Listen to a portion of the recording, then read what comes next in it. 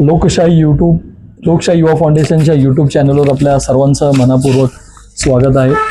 आज आपल्यासोबत आहेत सामाजिक कार्यकर्ते, नेहमी समाजाच्या वेगवेगळ्या विषयावर नेहमी जे आहे प्रशासनासमोर प्रश्न उपस्थित करणारे, सर्वसामान्य जनतेसाठी प्रशासनासोबत नेहमी चर्चा करत असणारे, नेहमी त्यांना प्रश्न विचारणारे सामाजिक कार्यकर्ते ॲडव्होकेट अशोकजी धायगुडे.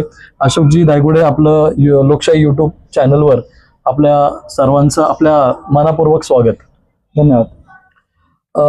आजचा जे विषय आहे आखाड पार्टी म्हणजे गटारी अमावस्याबद्दल, त्याच निमित्ताने आज अशोकजी धायगुडे आपल्यासोबत त्या चर्चा करतील. तर आखाड म्हणजे नेमकं काय, म्हणजे आखाड हे कोणत्या महिन्यात येतो आणि कशा करता हे साजरी केली जाते? तसं पाहिलं तर मुळात आखाड हा अपभ्रंशाने तयार झालेला शब्द आहे. ओके. चैत्र महिन्याच्या 1 तारखेला, चैत्र शुद्ध पौर्णिमेला मराठी नववर्षाचं अर्थातच हिंदू नववर्षाची सुरुवात होते. चैत्र, वैशाख, ज्येष्ठ, आषाढ असं सगळे हिंदू महिने आहेत. अच्छा. त्यातला एक हा आषाढ एक महिना आहे आणि त्या आषाढालाच ग्रामीण भाषेत आपण आखाड म्हणतो. ओके. तर अशा पद्धतीने आखाड पार्टीच्या बद्दल जर बोलायचं झालं तर ही काही सांस्कृतिक परंपरा आहे असं मला तरी वाटत नाही. ओके. तर तुम्ही मुळात प्रश्न विचारला की आखाड म्हणजे काय. आखाड हा आषाढ शब्दाचा अपभ्रंश आहे.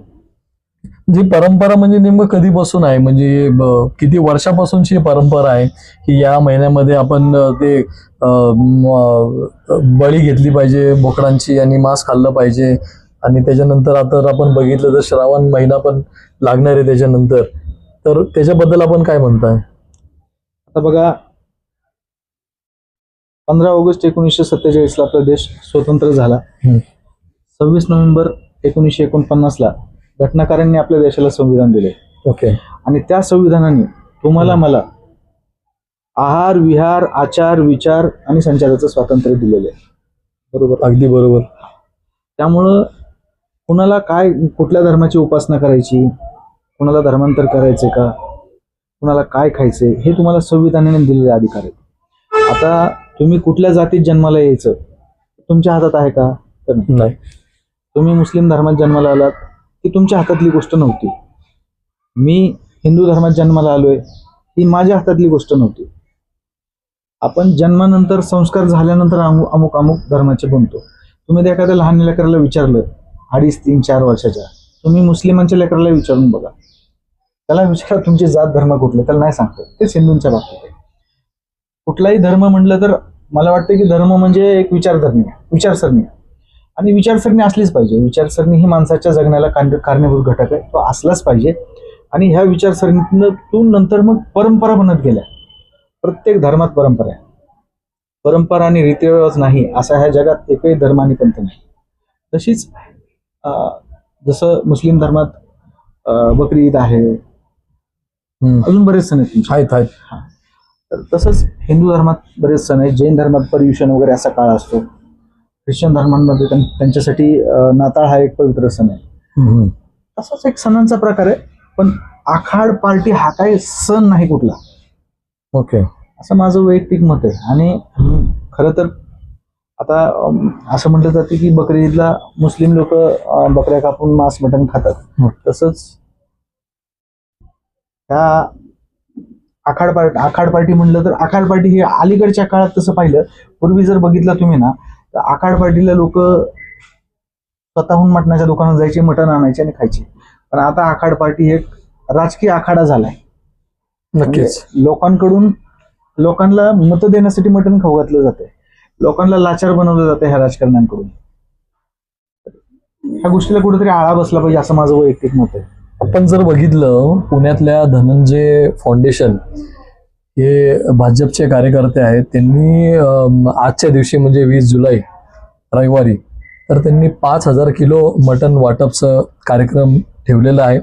माध्यमांसमोर सोशल मीडियामध्ये ही जी चर्चा आहे की 5,000 किलो म्हणजे याची गरज काय पडली चिकन वाटायची, म्हणजे लोकांची तेवढी ऐफत आहे की लोक आपले खरेदी करून खाऊ शकतात. पण तरी या राजकीय स्टंट आहेत. आता निवडणूक आहेत, स्थानिक स्वराज्य संस्थेची निवडणुका असल्यामुळं असे काही कार्य म्हणजे लोकप्रतिनिधी किंवा असे इच्छुक नगरसेवक जे आहेत ते स्टंट करत असतात. पण जर आपण बघितलं की महाराष्ट्र राज्यात असे किती देवस्थान आहेत की तिथं जे बकरीची बळी किंवा अशी काही बळीची परंपरा आहे, म्हणजे त्या संदर्भात आपल्याला काय म्हणजे आपण काय बोलणार? आता किंवा देशभरात असे किती देवस्थान आहेत जिथं ही बळी परंपरा पाळली जाते? आपल्या इथं किती जाती धर्म आहेत त्याची गणती जर केली तर अगणित आहेत. बरोबर. हिंदू धर्माचं जर बघितलं 5,500पेक्षा जास्त जाती आहेत. आणि आपल्या राजकारणाला त्यातल्या 50 जातीची नाव विचारली तर सांगता यायची नाही. मला स्वतःला 10-15च्या वर जातींची नाव माहिती नाही. आपली अशी परंपरा आहे, जात म्हणजे काय संस्कृती. बरोबर. व्यवसायातून जाती तयार झालेल्या आहेत आणि प्रत्येक जाती धर्माच्या वेगवेगळ्या संस्कृती आहेत आणि त्या त्यांच्या त्यांच्या पद्धतीने करण्याचं स्वातंत्र्य तुम्हाला भारताच्या संविधानाने दिलेलं आहे. आता मागचाच विषय जर पाहिला ह्या 2-2.5 वर्षापूर्वीचा, तर ज्यांना अजूनही आपण घटनाबाह्य माजी मुख्यमंत्री म्हणतो एकनाथराव शिंदे, एकनाथ शिंदेने काय केलं? गुवाहाटीला जाऊन कामाखेला जाऊन त्यांनी रेडे कापलेच की. हो. रेड्याला जीव नाही का? आहे की. आता महाराष्ट्रात कितीतरी देवस्थान अशी आहेत हिंदूंची की त्या ठिकाणी जाऊन आले की तुम्हाला त्या देवाला बोकडाचा बळी द्यायला लागतो, उलट्या पाकाचं कोंबडं द्यावं लागतं. बऱ्याच परंपरा आहेत. हेच काय, एखाद्या घरी लग्न झालं किंवा तुम्ही काही इच्छा व्यक्त केली तर जागरण गोंधळाचा कार्यक्रम केला जातो. जागरण गोंधळाला काय गुळवणी आमटी करतात का? बोकडच कापतात. म्हणजे ही परंपरा फक्त मुस्लिम धर्मामध्येच नाहीये, बकरीद जे मध्ये आपण बघतोय ही परंपरा हिंदू धर्मात सुद्धा आहे. तर परंपरेनुसार सगळ्यांना अधिकार आहे, संविधानाने तो अधिकार दिलेला आहे, तर त्याप्रमाणे ते जपण्याचा सगळ्यांना अधिकारच आहे. पण आपण 1-2-3 महिन्यापूर्वी बकरीदचं सण झालं, तर मुस्लिम सण असो किंवा मुस्लिम समाज असो किंवा मुस्लिम बद्दलचं कोणतीही गोष्ट किंवा काही असो, तर तिथं राजकारण येतोच. महाराष्ट्र राज्यात तर त्याचं प्रमाण जास्तच वाढलेलं आहे. तर 2 महिन्यापूर्वी भाजपचे मंत्री नितेश राणे, तर त्यांनी असा स्टेटमेंट दिला होता की मुस्लिम समाजाने कुर्बानीमध्ये व्हर्च्युअल कुर्बानी म्हणजे केक कापून त्यांनी कुर्बानी केली पाहिजे. तर ठीक आहे, व्हर्च्युअल कुर्बानी त्याच्यामध्ये काही पशुप्रेमी असतील, त्यांना असं वाटलं असेल की बाबा एवढी जीव हत्या नाही झाली पाहिजे, पण या आखाडमध्ये पण आपण कुठंतरी बळी देतोय, तर ह्याच्यामध्ये पण काय आपण व्हर्च्युअल आखाड केलं पाहिजे किंवा व्हर्च्युअल पार्टी केली पाहिजे असं तुम्हाला काय वाटतंय का? म्हणजे ह्याच्यामध्ये पण काहीतरी आपण दुरुस्ती केली पाहिजे, कारण की ते आता गप्प आहेत. म्हणजे हा जर आखाड जर मुस्लिम समाजाचा असता तर त्यांनी कदाचित त्याची चर्चा केली असती, कुठंतरी जनआक्रोश आंदोलन झाली असती, ह्याचा कुठंतरी निषेध झाला असता. फक्त आता हे कुठंतरी हिंदू समाजामध्ये आखाड पार्टी होणार आहेत त्याच्यामुळे बंद आहे का? म्हणजे हिंदू समाजामध्ये जर आखाड पार्टी होत असेल काय जीव जात नाही असं तर नाही ना? तुम्ही जे प्रश्न विचारले हे राजकारणाशी निगडीत आहेत आणि मला वाटतं राजकारणावर बोलणं आपण टाळलं पाहिजे. तरी सुद्धा ज्या राजकारण्याचं तुम्ही नाव घेतलं त्याची जर शारीरिक उंची बघितली, शारीरिक उंचीवरूनच लक्षात येतं की ह्याचा मेंदू सुद्धा छोटा असणार, त्यामुळे त्याची बौद्धिक उंची सुद्धा छोटी आहे. आणि अशी वक्तव्य करण्यामागं त्यांचा केवळ राजकीय हेतू असतो. 2 धर्मात तेढ निर्माण केली तर त्याच्या धर्माची असणारी लोक त्याच्याकडे आकर्षित होणार आहेत आणि त्यातून त्यांना मताचं राजकारण करता येणार आहे, हाच त्याच्या मागचा हेतू आहे. बाकी नारायण राणेच्या आणि ह्या नितेश राणेच्या घरात, त्यांच्या घरात बरेच मुस्लिम लोक कामधंदे करतात. मुस्लिमांचा दोष नाही, हे केवळ राजकारणाचं चाललेलं आहे. त्यामुळं आणि मगाशी तुम्ही त्या जाधवांचं नाव सांगितलं, नगरसेवक जाधव, भावी इच्छुक नगरसेवक. आता इच्छुक नगरसेवक 5,000 किलो चिकन वाटणार आहेत. आपला महाराष्ट्र हा स्वाभिमानी बाण्यासाठी ओळखला जातो. महाराष्ट्रातल्या किंवा त्या जाधवांच्या परिसरात राहणाऱ्या ज्या जनतेला स्वाभिमान आहे त्यांनी त्यांच्या मनाला विचारायचं की फुकटचं चिकन मटण खावं का? त्याच्यामध्ये आपल्याकडे 2 पैसे नाहीत का तुम्ही जाऊन खाऊ शकता? आणि जो माणूस 5,000 किलो, म्हणजे तुम्ही 200 रुपये पकडा, आज 250 रुपये किलो चिकन आहे, 200 रुपये जरी पकडलं तरी ते 1 लाखाचं झालं. अगदी बरोबर. तरी ते 1 लाखाचं झालं. तू भाऊ 1 लाख रुपये का वाटतो जनतेत? नगरसेवकाला पगार 15,000 आहे, ते खाऊ घातलं त्याला ते पगारातून वसूल करायला 1.5 वर्ष जाणार आहे. तू कशाला खाऊ घालतो? म्हणजे जर तुम्हाला जो नगरसेवक, भावी नगरसेवक 5,000 किलो चिकन खाऊ घालतोय ना, तो उद्या तुमच्या वाट्याचा गोड घास खाणार आहे. त्यामुळं खायचं का नाही हा ज्याचा त्याचा प्रश्न आहे. पण त्याच्यामध्ये अजून एक इथं प्रश्न निर्माण होतोय की जे काही तो चिकन वाटतोय ते जिवंत कोंबडीचं आहे का मेलेली कोंबडीचे, जी शानिशा कोण करणार? प्राणीप्रेमी. आपल्या भारतात मुक्या प्राण्यांवर दया करणारी लोक कमी आहेत का? तर त्यांनी विचारलं पाहिजे की बाबा त्या तिकडे जाऊन 5,000 कोंबड्या तू मारून टाकतो, तुला काय मुक्या प्राण्यांवर दया येते का नाही? आता माझे बरेच सहकारी मित्र आहेत, प्राणीप्रेमी आहेत, फार मोठे प्राणीप्रेमी आहेत, आमच्या सोसायटीत पण राहिलं की ते गंभीर चर्चा करतात. मटण खात खात मटण खातात लेग पीस आणि मटणाचा तुकडा, आणि ते चर्चा चालू असते त्यांची की मुक्या प्राणी. स्वयंघोषित प्राणीप्रेमी आहेत ते, कट्टर प्राणीप्रेमी ते. ओके. त्यांनी खाल्लेला हाडकाचा तुकडा वायाला जाऊन देत नाही, ते कुत्र्याला खायला घालतात. पण मानलं मुक्या पाहिजे. प्राण्यांवर दया करा ह्यासाठी ते एकदम स्वतःचा जीव द्यायला आणि दुसऱ्या जीव घ्यायला पण मागे पुढे बघत नाही, एवढे कट्टर प्राणीप्रेमी आहेत आपल्या समाजात. कुर्बानीलाच निगडीत अजून एक प्रश्न आहे तुमच्यासाठी की आपण जर बघितलं कुर्बानीच्या वेळेस, म्हणजे कुर्बानी इतर 3 दिवस ही सण साजरी केली जाते, त्यापूर्वी आपले काही जैन बांधव आहेत, त्यांची काही सामाजिक संस्था आहेत, त्यांनी व्यापाऱ्यांकडून ते जे जनावरं होते ते मुस्लिम समाजाला न विकू देता त्यांनी ते व्यापाऱ्यांकडून स्वतः घेतलेत आणि त्याचं पालन पोषण ते करणार आहेत, असं म्हणजे त्यांनी माध्यमांसमोर सांगितलं. म्हणजे मला असा प्रश्न आहे की कुर्बानीच्या वेळेसला तुम्ही त्याच्यावर बंदी घालता, म्हणजे मुस्लिम समाजाने ते जनावरे नाही घेतले पाहिजे. मग आता आखाडमध्ये तर ते तर बहुसंख्येने, म्हणजे मुस्लिम समाज हा अल्पसंख्येमध्ये आहे, तरी ते पूर्ण आपल्या देशात नाही तर पूर्ण विश्वामध्ये बकरी ईद ही साजरी केली जाते.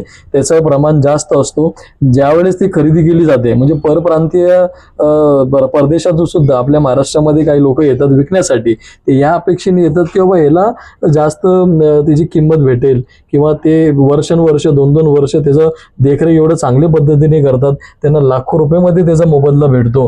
पण मला असा प्रश्न आहे की आता जैन समाज या आखाड पार्टीच्या अगोदर त्यांनी पण अशी एक मोहीम जसं त्यांनी कुर्बानीच्या वेळेस राबवली होती, तशी मोहीम फक्त त्यांनी आता परत राबवायला पाहिजे होती. नाहीतर म्हणजे असं वाटतं की ते फक्त मोहीम एक मर्यादित मुस्लिम समाजापुरतीच होती का काय? म्हणजे आता ते का बरं गप्प बसताय? म्हणजे तुम्हाला असं काय वाटतंय, म्हणजे तुम्हाला असं काय म्हणायचं त्याच्याबद्दल? बघितलं, खरं सांगायचं तर जैन समाज हा शांतताप्रिय समाज आहे. पण हे जे तुम्ही सांगितलं तर हे मला काही सरळ मार्गे दिसत नाही. त्याच्यामागे राजकारण आहे. जैन धर्माच्या 4-5 लोकांना पुढं करायचं, आणि त्याच्या मागून भारतीय जनता पक्षाच्या लोकांनी केलेले हे, किंवा राष्ट्रीय स्वयंसेवक संघाच्या लोकांनी केलेले हे राजकारण आहे. हे काही सूत्राला एक खात्रीशीर माहितीने आपल्याला माहिती मिळालेली आहे ती. आणि बघा, जैन धर्मावर टीका करण्याचा प्रश्न नाही. मागे एका भर सभेत आपले महाराष्ट्र नवनिर्माण सेनेचे अध्यक्ष राज ठाकरे यांनी सांगितलं होतं की त्यांचा जवळचा एक मित्र आहे, जैन समाजाचा आहे, तो कदाचित स्वतः मांस खातो नाही खातो आपल्याला माहित नाही, पण तो भारतातला सगळ्यात मोठा मटण निर्यात करणारा व्यापारी आहे. ऑनलाईन म्हणजे तुम्ही बघू शकता. व्यापार करणं हा प्रत्येकाचा मूलभूत अधिकार आहे. तुम्हाला कुठला व्यापार करायचा आहे ह्याला तुम्हाला कोणी अडवू शकत नाही. तुम्ही जैन जरी असेल तर तुम्ही मटण विकायचा व्यापार करू शकता ना. तुम्हाला जगायला लागतो पैसा, आणि पैसा हा तुमच्या नोकरी आणि व्यवसायात नेत असतो. आता महाराष्ट्रात जर तुम्ही धनगर समाजाबद्दल जर बोलायचं झालं, धनगर समाजाचा शेकडो वर्षापासून पारंपरिक व्यवसाय काय तर शेळी आणि मेंढीपालन. आता जर अशा प्रकारची जर बंदी आणली बोकडं विकण्यावर, तर धनगर समाजावर हा अन्याय आहे. धनगर समाजाने त्या मेंढ्यांचं बोकडांचं करायचं काय? बरोबर. आताच ह्या महाराष्ट्राला धनगर समाजाने डोने एक मोठा अधिकारी IPS अधिकारी झाले, शेळ्या मेंढ्या हाकून, बरोबर आहे, ते पोरगा अधिकारी झाले. प्रेरणा घेण्यासारखी आहे त्यांच्याकडून. आता मला सांगा, ज्याला बकरी ईदला बोकड घ्यायचंय, विकत घ्यायचंय, ते त्याच्याकडे नाही म्हणून तो कुठून तरी बाजारात आणतो. बरोबर आहे. आणि धनगर समाजाचा हा व्यवसाय व्यापार आहे. अशा पद्धतीचा व्यवसायाला अडचण आणणं म्हणजे बोकडं कापू नका किंवा घेऊ नका. त्या बोकडांचं करायचं काय सांगा ना. शेळी पालन केलं, बोकड कापायसाठीच असतं. बरोबर आहे. शेळी पालन हा मुळात व्यवसायच बोकडं विकण्यासाठी आहे. बरोबर आहे, बरोबर आहे. तिथं तुम्ही काय करू शकत नाही, आणि परंपरेनुसार हे चालत आलेलं आहे. तर हा निव्वळ राजकीय स्टंट आहे. ह्याला अडवणूक करणं म्हणजे, आता त्या जैन लोकांना मला एक सांगा की ते जे बोकड त्यांनी घरी घेऊन गेलं, बोकडाचा स्वभाव कसा आहे हे जैन लोकांना माहिती आहे. हो, त्यांनी काय भलताच कुटाणा केला घरी जाऊन, म्हणजे काय काय करायचं मग? ते पण हा मोठा प्रश्न आहे. म्हणजे त्यांना ते विचार तर करतात, ते कुठेतरी बळी नाही गेली पाहिजे. थांबतं आणि 2-4 तास थांबले की ते आता काय करतं हे आता व्हिडिओत बोलता येत नाही, पण त्यांनी समजून घ्यावं. नाही बरोबर आहे, त्याचं पालन पोषण करणं म्हणजे सगळ्यांचं काम नाहीये. ज्याला त्याची आदत आहे किंवा त्याला त्याची म्हणजे सगळी माहिती असेल तेव्हाच तो करू शकतो. पुढचा प्रश्न असा आहे की दुर्दैवाने यावेळेस जे गटार अमावस्या जे म्हणतोय आपण, ते पवित्र दिवस म्हणजे गुरुवारी असे दिवशी आले, तो उपास त्या दिवशी पाळला जातोय. म्हणजे कुठंतरी त्या गटार अमावस्या प्रेमींना कुठं त्यांची गोची तर म्हणजे गोची झाली असं वाटतंय. तर त्या दिवशी ते कसं करणार, म्हणजे ते दारू प्यायचं किंवा ते मटण खायचं ते कसं होईल ते? आता खरं तर फार गमतीचा विषय आहे. तसं हिंदू धर्मात जर बघितलं ना, तर सोमवार आणि गुरुवार हे 2 दिवस पवित्र मानले जातात. बरोबर. रोज दारू पिणारे, मटण खाणारे लोक सुद्धा ना सोमवारी आणि गुरुवारी दारू पितील कदाचित, पण मटण काय खात नाहीत. ते पवित्र दिवस मानला जातो. का मानला जातो तेवढा सखोल अभ्यास मला नाही, पण गुरुवारी आणि सोमवारी माझ्या घरात सुद्धा, माझे आई वडील सुद्धा सोमवारी आणि गुरुवारी असलं काही खात नाही, घरात आणून देत नाही. आता ह्या अशा कट्टर लोकांची पंचायत झाली. गुरुवारी गटरी अमावस्या आली, धर्म बघायचा का गटरी बघायची? कारण पुढचा 1 महिना खायला नाही भेटणार. बरोबर. अख्खा श्रावण महिना तुम्हाला मटण नाही भेटणार. दारू तर पिऊ शकता तुम्ही. त्यामुळे आता बघू आता परिस्थिती काय होती पुढं. त्यालाच निगडीत एक प्रश्न आहे की जसं तुम्ही सांगितलं, सोमवार आणि गुरुवार हा एक पवित्र दिवस आहे, ते उपास म्हणून हिंदू धर्मामध्ये पाळला जातोय. पण मला एक छोटासा प्रश्न असा विचारायचा आहे, सोमवारच्या अगोदर रविवारी आपण जर खाल्लं आणि समजा गुरुवारच्या अगोदर बुधवार, त्या दिवशी जर आपण खाल्लो आणि दुसऱ्या दिवशी आपण उपास ठेवला, म्हणजे पोटात तर मटण राहतोच की, म्हणजे त्याला म्हणजे कसं जस्टिफाय करणार तुम्ही? बघा, आता मी मगाशीच सांगितले की तुम्हाला संविधानाने आहार, विहार, संचार सगळी स्वातंत्र्य दिली आहेत. काय खायचं याचं स्वातंत्र्य तुम्हाला दिलेलं आहे. आता मी वैयक्तिक ह्या मताचा आहे की एकतर तुम्ही शुद्ध शाकाहारी राहा, कधीच खाऊ नका. खायचं असेल तर रोज खा. अच्छा. ह्या दिवशी खाल्लं पाहिजे आणि ह्या दिवशी नाही खाल्लं पाहिजे, बंधन नसलं पाहिजे, अजिबात नाही पाहिजे. म्हणजे तुम्हाला तुमच्या धर्मात जर चालत नाही ना मांसाहार केलेलं, तुम्ही कधीच करू नका ना. बरोबर आहे, कधीच करू नका. गुरुवारी आता कोंबडीला कळतं का मला सांगा? कोंबडीला कळतं, ती सोमवारी पण अंड देते आणि गुरुवारी पण अंड देते. दररोज देते. काय करायचं अंड्याचं? सगळ्यात अंड्यातनं काय पिल्ली काढत नाही आपण? नाही काढत. तिला विचारलं, ती जर धार्मिक असते तिने सोमवारी आणि गुरुवारी अंड दिलं नसतं. मी ह्या मताचा आहे. आता ज्याला पाळायचं ते त्यांच्या मागे कारण आहे की अमुकवर अमुक देवाचा, तमुकवर तमुक देवाचा, असे रीतिरिवाज आहेत. देवांची नावं घेणं बरोबर दिसत नाही. बरोबर. त्यामुळं त्यांचा प्रश्न आहे. पण हे असे जे तळीराम आहेत ना, त्या दिवशी ते त्यांच्या मनाची समज घालतात. शेवटचा गुरुवारी खाल्लं तर खाल्लं, बघू उद्या असं म्हणून ते सगळे लोक खाणार, गुरुवारी दाबून खाणार. तुम्हाला दारू पिऊन पडलेली लोक गटरी अमावस्याला दिसणार चौकात. त्याला गटरी अमावस्या म्हणून काय बरं बोलताय? म्हणजे आता कसं आहे, जे आपलं चक्रमान आहे ना, दर 15 दिवसाला पुनव, त्याच्यानंतर अमावस्या. अच्छा. तर ते चंद्रावर अवलंबून आहे. चंद्र, पृथ्वी आणि सूर्य, जर भूगोलाचा अभ्यास केला तुम्हाला कळून येतं. ते जे मराठी महिने आहेत, ते मराठी महिने 15-15 दिवसाच्या 2 विभागात आहेत. अच्छा. म्हणजे शुक्ल पक्ष आणि शुद्ध पक्ष असं काहीतरी 2 असतं. 15 दिवस एक पक्ष असतो, पुनव ते अमावस्या एक, आणि त्यानंतर परत अमावस्या ते पुढची पुनव असं. आणि अमावस्याला, प्रत्येक अमावस्याला, दुसऱ्या अमावस्याला हा मराठी महिना बदलत जातो. अच्छा. हा, म्हणजे शेवटची अमावस्या, आषाढ महिन्यातली शेवटची अमावस्या संपली की दुसऱ्या दिवशी श्रावण महिना चालू होतो. आणि श्रावण महिन्यामध्ये मांसाहार करण्याची परंपरा महाराष्ट्रात तरी नाही. त्याच्या मागची कारणं काय आहेत ह्याचा मला सखोल अभ्यास नाही. पण काही लोकांनी असं सांगितलं की तो महिना जो असतो तो रोगराईचा महिना असतो. जीवजंतांची खाली पावसामुळे वाढ झालेली असते आणि ते मुळात आपण ज्या प्राण्यांचं मांस खातो ते प्राणी शाकाहारी आहेत. हो. आपण कुत्री मांजर तर कापून खात नाही, महाराष्ट्रात तरी खात नाहीत. कुत्र, मांजर, कोल्हा ह्याचं मटण खाणारी माणसं मी तरी महाराष्ट्रात पाहिलेली नाहीत. खाते असतील तर मला माहिती नाही. आपण खातो कुणाला? शाकाहारी प्राण्याला. काही लोक गाया बैल खातात, काही बोकडं खातात, हेच आपण मटण म्हणून खातो. तर ह्यांचा उदरनिर्वाह हे गवतावर होत आहे. बरोबर. आणि त्या गवतावर बरेच जीवजंतू रोगराई असल्यामुळे ते गवत खाऊन ती जनावरं आजारी पडतात. त्या कारणामुळे त्या महिन्यामध्ये तुम्हाला रोगांचं संक्रमण होऊ नये असा एक संकेत आहे. आणि त्यामुळं श्रावण महिन्यात मांस खाणं टाळलं जातं. हा शास्त्रीय आधार आहे असं काही लोकांकडनं मी ऐकलंय. त्याच्या पलीकडे जरी काय कारण असलं आम्हाला माहिती नाही. पूर्वी श्रावण महिन्यात पोथी पुराण व्हायचं, पोथी वाचन अच्छा. अख्खा महिना. आणि मग श्रावण महिन्याचा शेवट गोड जेवणाने केला जायचा. श्रावण महिन्याची सुरुवात ही मटण खाऊन आणि शेवट गोड खाऊन केला जातो.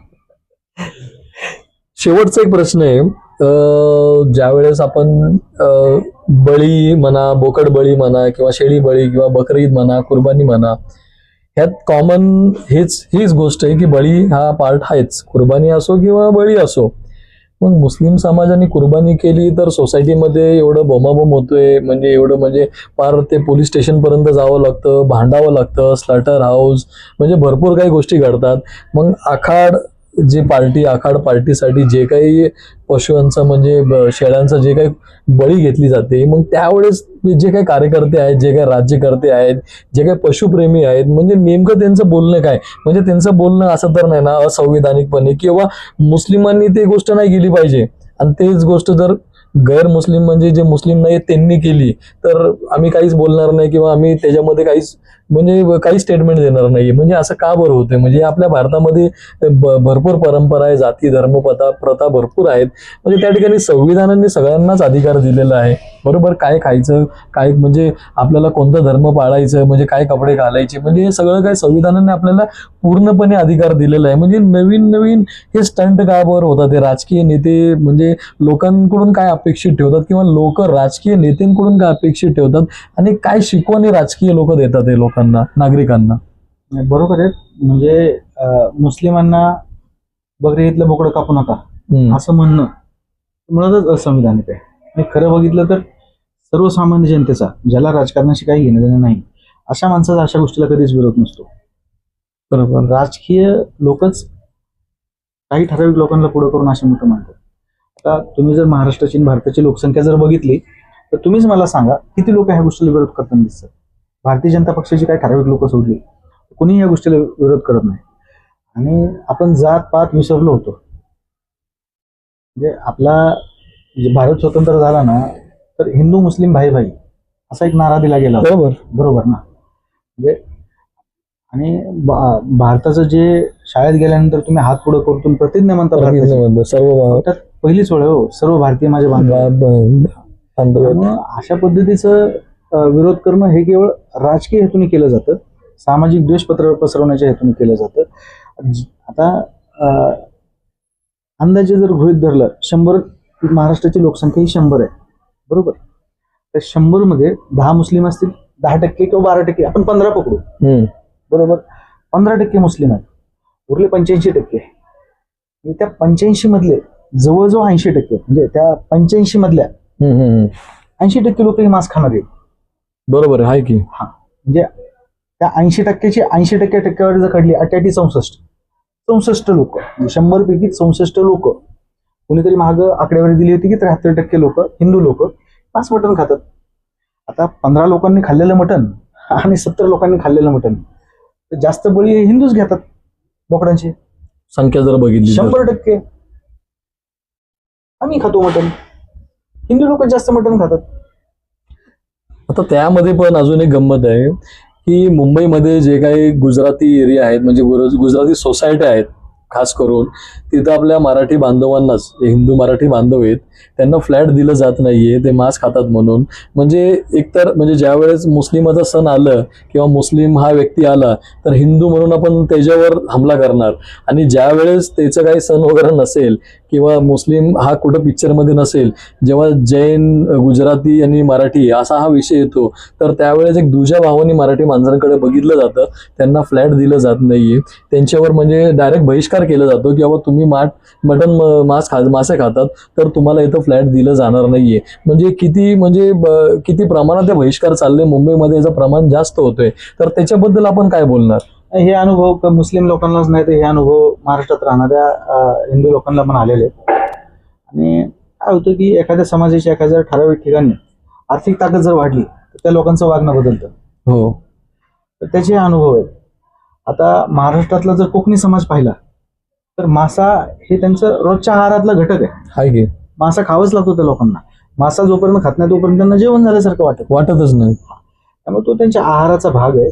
आणि जर कोणी अशा प्रकारच्या कट कारस्थाना आखून एखाद्या व्यक्तीला जर फ्लॅट घेण्यापासून बंधन घालत असतील तर ते महाराष्ट्राच्या गृहमंत्र्याचं काम आहे. त्यांनी काय करायचं? अशा सोसायटीची मान्यता रद्द केली पाहिजे. अशा प्रकारे विरोध करणाऱ्या लोकांना खटले दाखल करून आत टाकलं पाहिजे. बरोबर. आणि त्याच्या पलीकडे मिळून अशा लोकांना पहिले फटके दिले पाहिजे, चोप दिला पाहिजे. बाबासाहेबांनी सांगितले अन्याय सहन करणारा हा जास्त मोठा गुन्हेगार आहे. त्यामुळं अन्यायाविरुद्ध तुम्हाला पेटून उठावं लागणार आहे. हात जोडा, ऐकलं तर ठीक, नाहीतर हात सोडा, थोबाड पडा. अगदी बरोबर आपण जे म्हणताय की ज्या पद्धतीने मराठी समाजावर, मराठी बांधवांवर जे काही मुंबईमध्ये जे काही त्रासाला समोर जावं लागतोय, त्यावेळेस बहुतेक ते मराठी बांधव हिंदू नसतील, त्यांना फक्त मराठी म्हणून बघितलं जातोय. आणि ज्यावेळेस लढवायचं असेल तर ह्याच मराठी आपल्या बांधवांना पुढे केलं जातं.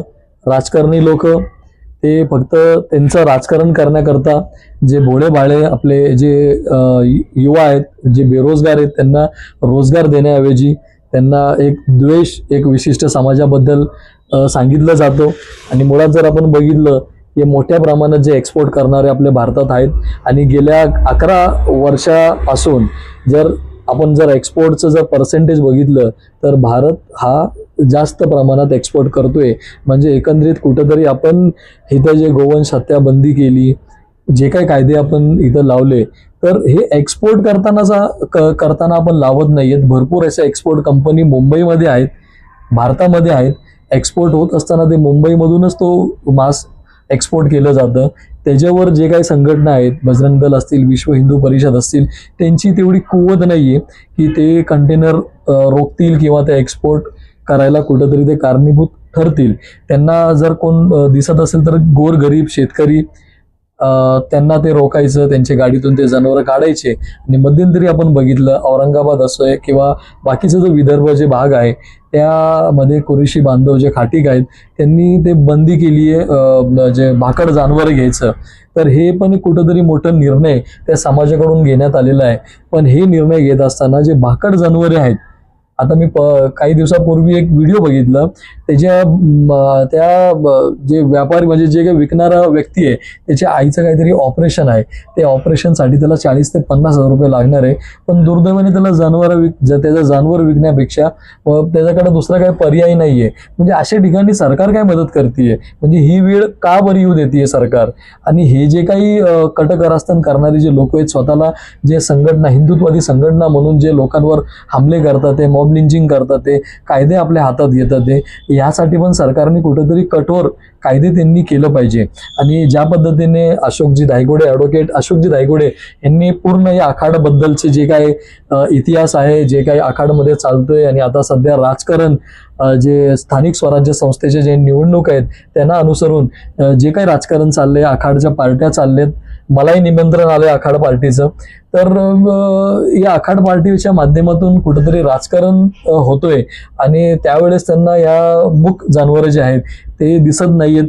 आणि बकरी ईद वगैरे तशी काय आली तर त्यावेळेस त्यांना एवढी दया त्या मूक जनावरांबद्दल येते की म्हणजे आपण म्हणजे असं वाटतंय की त्या जनावरांना हे सोडून त्यांना विकत घेऊन घरी आणणार आणि त्याचं पालन पोषण करणार, जे आपण खातोय तेच जीवन ते त्यांना देणार आहे. म्हणजे असं काय असेल तर आमचं तर मत असं आहे की आपण ही वेळ यूज देऊ नका. बाजारामध्ये हे जनावर गेलेच नाही पाहिजे. त्यांना डायरेक्ट व्यापारीकडून त्यांनी आपल्या घरात आणलं पाहिजे आणि त्याचं पालन पोषण केलं पाहिजे आणि 12 महिने केले पाहिजे. फक्त बकरी ईद आली म्हणून कुठंतरी 4 लोक पाठवायचे समाजाची आणि ते खरेदी करायला लावायचं आणि त्याच्यानंतर काय ते विल्हेवाट लावतात, ते काय करतात, ते त्याचं पालन पोषण होतोय का नाही होतोय त्याला विचारला कोण जाणार आहे? म्हणजे कुठंतरी राजकारण करायचं, पोलरायझेशन करायचं, मतांची विभागणी करायची, हे आपल्या महाराष्ट्रात नव्हे तर पूर्ण देशामध्ये चाललेलं आहे. अशोकजी धायगुडे आपलं खूप खूप धन्यवाद. आपण सविस्तर माहिती हे आखाड हे कशा करताय, आखाड म्हणजे काय होतोय नेमकं आणि यामध्ये म्हणजे फायदे किती आहेत आणि नुकसान किती आहेत ह्याच्या सविस्तर चर्चा आपण केली. लोकशाही युवा फाउंडेशनच्या YouTube चॅनेलवर आपण आलात आणि आपण म्हणजे बिंदासपणे, हमखासपणे आपण हे चर्चा केली. आपला खूप खूप धन्यवाद. तुम्ही मला माझं मत व्यक्त करायला बोलवलं त्याबद्दल मी देखील तुमचा आभारी आहे. परखड मतं ही मांडलीच गेली पाहिजेत. आणि जाता जाता एक मत माझं मांडायचं राहिले. मुलाखतीच्या शेवटी मी तुम्हाला सांगतो, आपल्या समोर जे महाराष्ट्राचा अभिमान, स्वाभिमान आणि सर्वस्व असलेले छत्रपती शिवाजी महाराज आहेत. तुम्ही जर इतिहासात गेलात तर इतिहासात सगळ्यात गाजलेली लढाई ती म्हणजे शिवाजी महाराजांनी अफजल खानाचा कोथळा बाहेर काढला. बरोबर. आता शिवाजी महाराजांनी अफजल खानाची फौज दुसऱ्या दिवशी कार्यक्षम राहू नये ह्याच्यासाठी तह करून बोलणी करत अफजल खानाच्या सगळ्या फौजेला मटण खाऊ घातलं होतं बोकडाचं. अच्छा, हा इतिहास आहे. हा इतिहास आहे. म्हणजे विचार करा, अफजल खानाच्या फौजेला छत्रपती शिवाजी महाराजांनी गाफील ठेवण्यासाठी किती बोकडं कापली असतील. आता तुम्ही छत्रपती शिवाजी महाराजांचा विरोध करणार का? नाही, कोणी नाही करू शकत. नाहीच करू शकत. हा रणनीतीचा भाग असतो. आपल्याला परिस्थितीनुसार वागावंच लागतंय. त्यामुळं समाजातला सलोखा बिघडवण्याचं काम केलं गेलं नाही पाहिजे. 2014 पासूनच अशा गोष्टी आपल्या देशात व्हायला लागल्यात. यापूर्वी आम्ही जात धर्म सगळं द्वेष विसरून गेलो होतो. पुन्हा एकदा फोडाने राज्य करा ही ब्रिटिशांना काही ठराविक लोकांनी दिलेली युक्ती होती आणि तीच युक्ती आज सत्तेत बसलेले लोक वापरायला लागलेत. समाजात द्वेष पसरवतात. असं नाही झालं पाहिजे. हिंदू, मुस्लिम, शीख, ईसाई सगळ्यांनी गुणागोविंदाने राहा, सलोख्याने राहा. आपला अखंड भारताचं हेच एक आभूषण आहे, तुमचा आमचा सलोखा. मी तुमचा पुन्हा एकदा आभार मानतो. तुम्ही माझं मत ऐकून घेतलं. धन्यवाद. खूप खूप धन्यवाद. आमच्या चॅनलला सबस्क्राईब करा, लाईक करा आणि या व्हिडिओबद्दल आपण आपले मत व्यक्त करू शकता. एवढं सांगून